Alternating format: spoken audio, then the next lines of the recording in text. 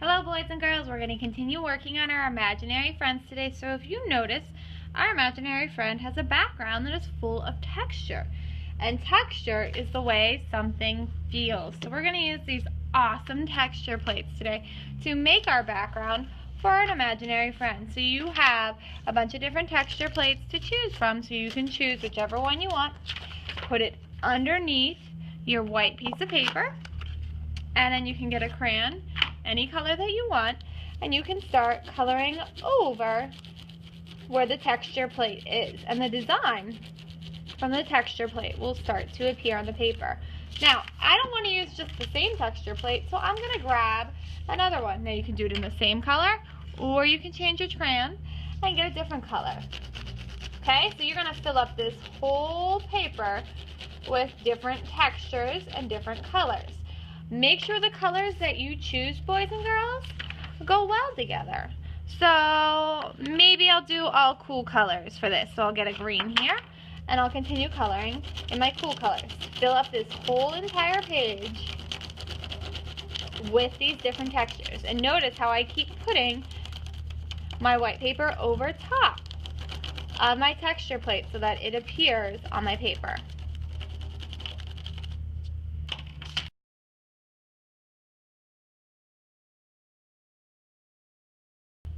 Okay, I am done with my texture plate.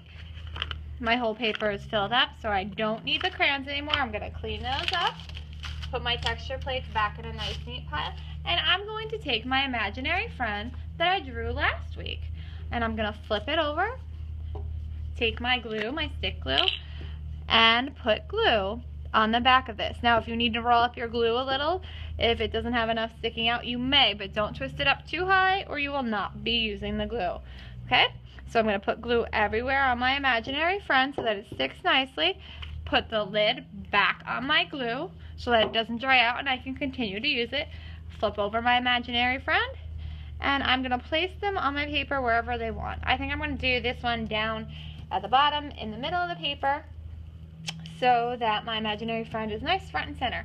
Last thing that you need to do is flip over your paper if you have not, and write your name on the back of this so that Miss Miller knows whose project it is. Now, once you're completely done with your project, we're doing something a little different this year.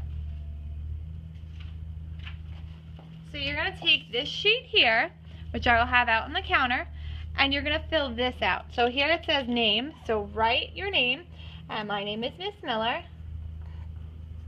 And then class, so I am in Miss Miller's class, but you would write Miss Fenimore or Miss Hanbury, and you can do the same up here.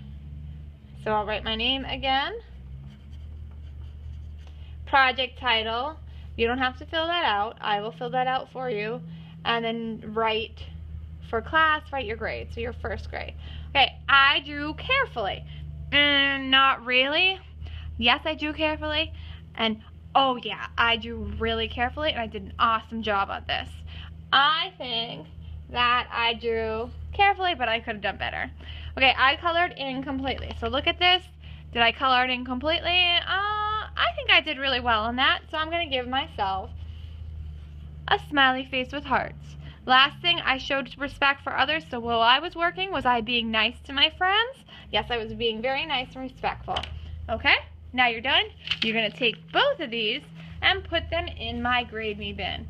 Good job!